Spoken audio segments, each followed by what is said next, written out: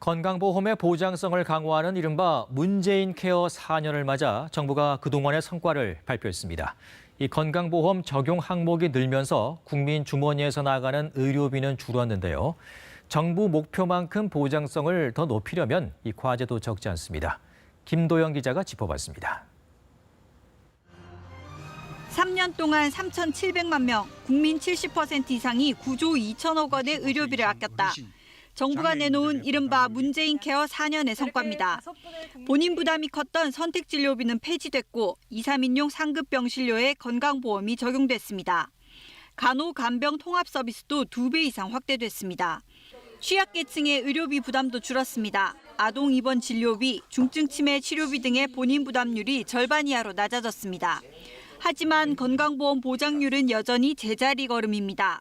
정부가 내건 목표는 70%지만 아직 60% 중반대에 머무르고 있습니다.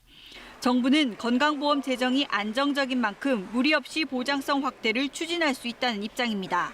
중복 치료가 일어나지 않도록 예방하고 불법 의료기관에 대해서는 저희가 단속을 강화하면서 또 부당한 급여비 청구에 대한 관리를 강화하는 노력으로 그러나 지난해 건보 지출이 줄어든 건 코로나19로 병원 이용 자체가 감소한 영향을 빼놓을 수 없습니다.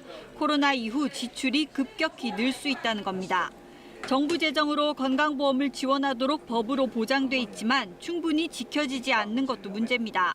올해 정부 지원금은 9조 5천억 원, 건강보험 재정의 13% 정도로 법정 비율인 20%에 한참 못 미칩니다.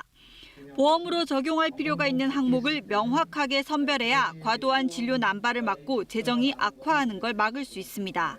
를 높이려고만 하다 보면 의료비 규모 자체가 커집니다. 구체적으로 정책별로 필요한 필수성에 따라서 급여권으로 끌어들이면서 정부는 의료 서비스 영역을 더욱 세분화해 꼭 필요한 치료에 보험이 우선 적용될 수 있도록 하겠다고 밝혔습니다.